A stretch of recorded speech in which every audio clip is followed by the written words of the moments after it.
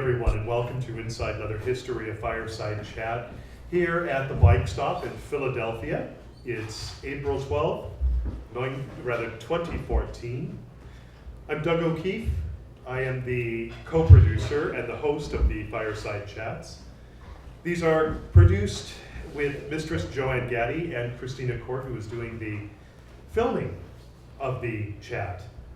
Now, to that vein, only we will be filmed. The audience will not be filmed, so you don't have to worry about being captured on camera.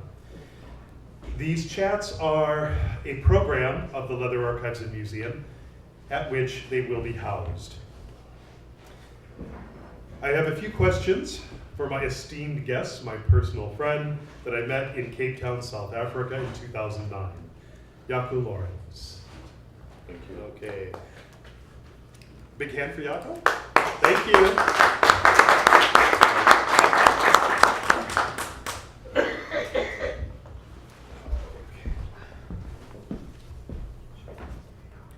Hold on 1 second. I got something out of order. I'm sorry. Sorry about that.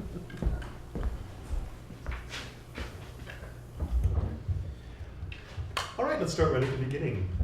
Please tell us a bit about your family and the circumstances in which you grew up. I grew up in Newcastle, South Africa. I was born in Pretoria, which is right next to Johannesburg. And I was born in the heights of the struggle against apartheid, which meant obviously all races were separated. My upbringing was poor, but quite very, very loving, very church-going, so freedom. And since this conference is Faces of Freedom, I didn't really have the freedom that I really wanted. So as a child, I was forced to obey rules, and well, guess what? You turn a little child that when your mom says no, it means no, and she beats the living crap out of you, which is not necessarily a bad thing. But you grow up very marginalized in some form of way. My family, I am the bastard of the family. I have a stepbrother and a stepfather, and yeah, it's I come from a family that's they demand respect, but yet you were put in your place very, very quickly. And as I grow up, I realized what my identity was and how I became the man I am today. Well, for the benefit of the audience, would you depict for us the apartheid that you experienced growing up? Because I suspect that many people here are unfamiliar with that system. As I said, segregation was probably the word of the time. Other than our lovely maid who came to clean our house once a week, I haven't met any persons of color. It was as a child, you didn't know any better. You grew up and that was your lifestyle. I met our gardener son called Tabu, and I didn't see color as a child, and I just saw someone to play with. So apartheid, for me, was a horrible time. I learned in technical college that there are other people out there. There are other than just black or white or Indian. There are people of mixed race. And later on, I found out that I'm of mixed race. I'm Afrikaans. I'm half Dutch. I'm half German. I'm half Italian.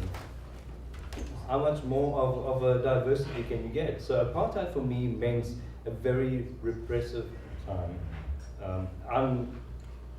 I could never see South Africa going back to that, and for anyone in the world, I would hate to see people living under those conditions, because information was withheld from you. I found out who Nelson Mandela was through my preacher from church, and the first words out of his mouth were, "This is going to cause shit.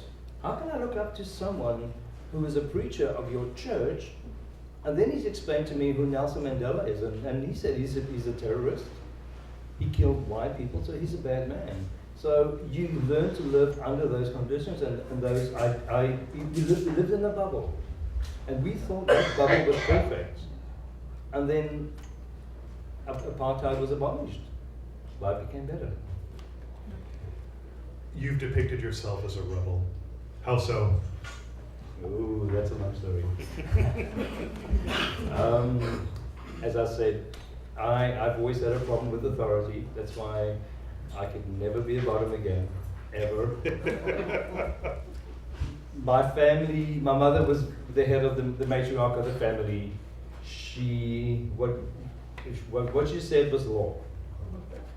And if you didn't obey to her law, she would beat the crap out of you, which I think in the long run turned me into the man with principles I am today.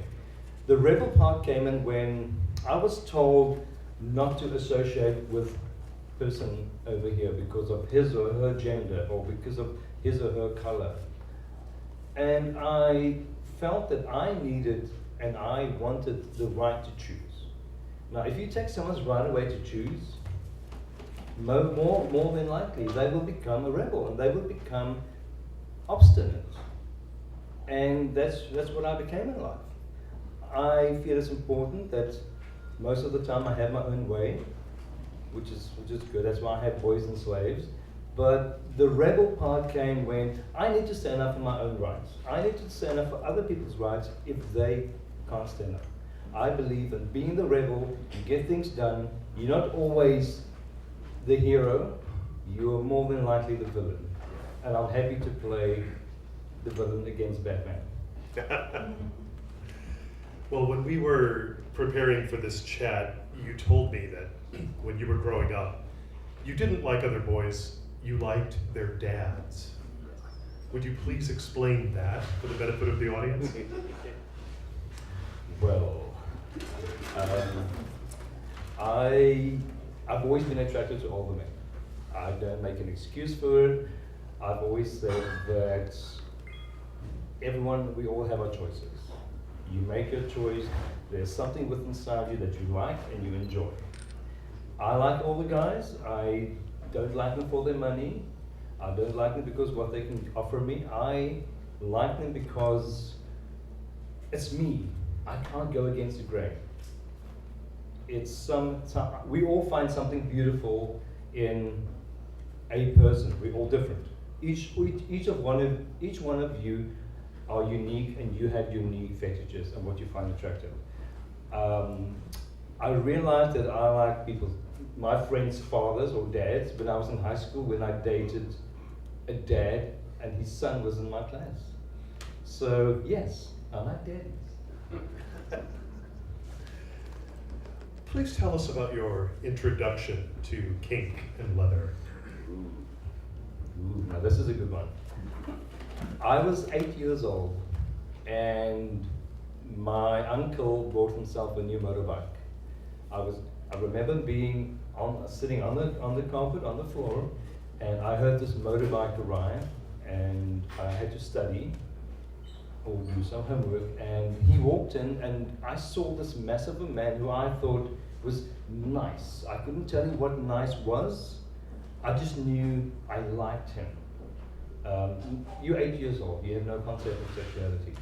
And he took his leather jacket and he dropped it down, and the first initial experience I had was smell. I smelled the leather, I smelled the sweat. Still today, smells are very important to me.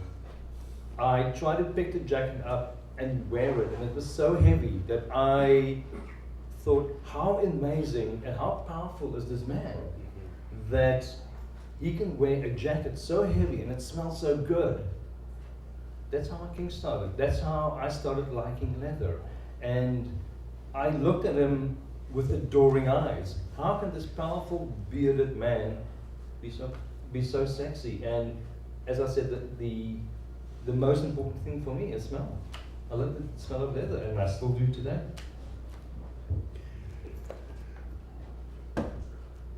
You've said, you even mentioned this in your speech last night, that you had no choice to remain HIV negative.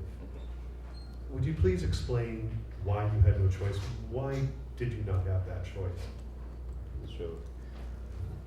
I must tell you, I just want to quickly jump back. Sure. When I became a title holder in South Africa, had an interview, because I'm the first Mr. S.A. Leather, I had the first interview with a lady, and she said to me, you know, you are someone that other people can look up to, just don't tell me you're HIV positive. Wow. And I looked at her and I said, well, guess what, honey? I am. And going back to how I say I didn't have the choice, just before, okay, South Africa is literally about 10 years behind the rest of the world. They'll invent something and it'll filter through and get you South Africa.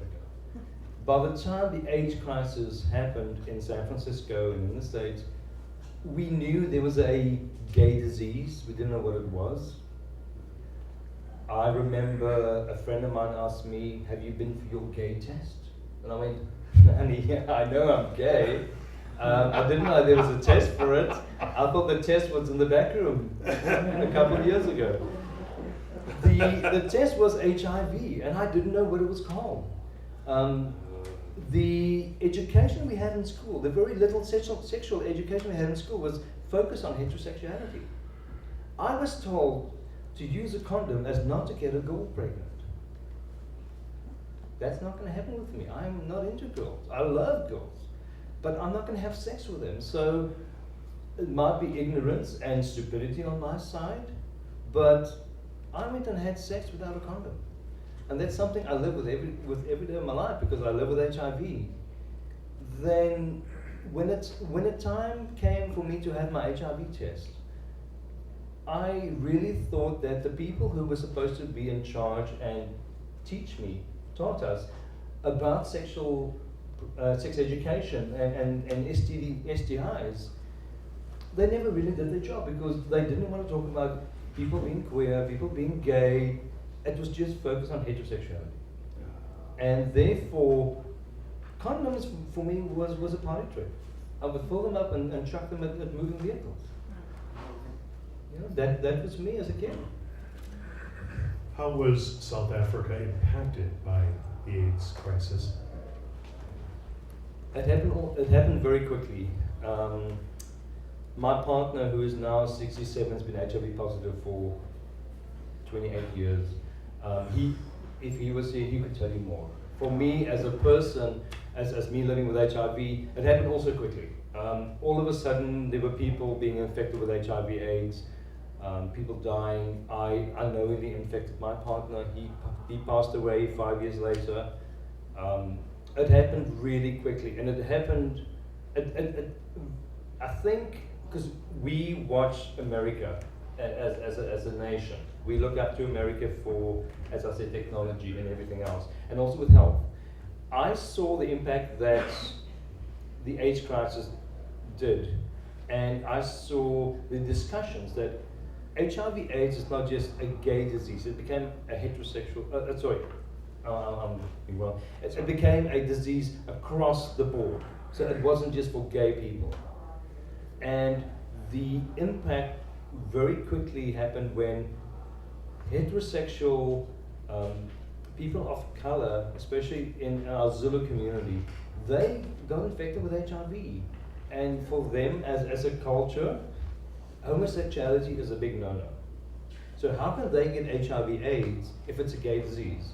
So it became very quickly that, hang on people, this is not just a gay disease, this is a disease across the community. And the government realized very quickly we're losing our workforce, we're losing our parents. I personally started an HIV/AIDS organization called Devanani AIDS Project because I realized our domestic lady, her husband died of AIDS. She has to care for other people, and we have AIDS orphans. So Africa had to react. The world came together with concerts, Bob Geldof with concerts, and we still have a problem with HIV/AIDS. People are still ignorant. My husband's a Catholic, and I don't hold it against him. They don't believe in condoms. So I have a problem with this. If people are dying on the streets, at least prevent this from happening. Use contraceptive. It's too late for me. Let's back up one step. You mentioned losing your first partner, Andre. Please tell us about that. You were young when that happened. How did that affect you? Okay. I met Andre and fell in love. You know, you meet your first love of your life and, excuse me, where's the fan? He was a very strong brute of a bear, and I met him, and unknowingly I infected him with HIV. And that's water under the bridge. We decided to go for an HIV test, and I knew before we went I was positive because of things what happened with me. How did it impact me? I grew up instantly. My birthday is 9/11, which is a terrible time.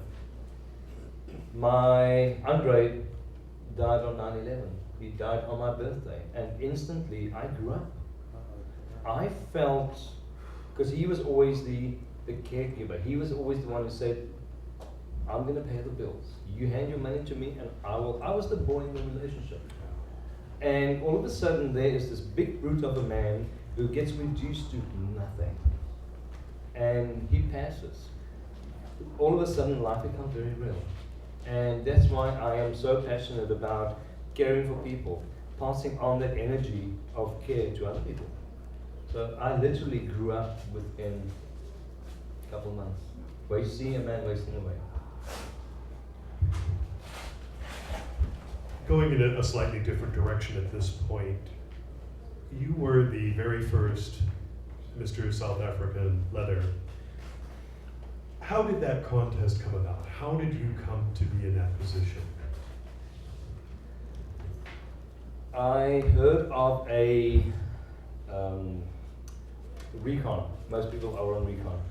And my profile states I'm kinky, I'm into leather, this is who I am. And for South Africans, the internet became a solace. We didn't, and we still don't have the communities that you guys have. So for us, internet is a blessing and a curse. So, excuse me. I received a phone call from a guy called Jamie Myra, who is an ex-American. He met a South African partner. And I got a phone call saying, hey, there's a contest in Johannesburg. I live in Cape Town, which is halfway across South Africa. And he said, I think you should enter. I said, Mr. Myra, thank you, but no thank you. Goodbye.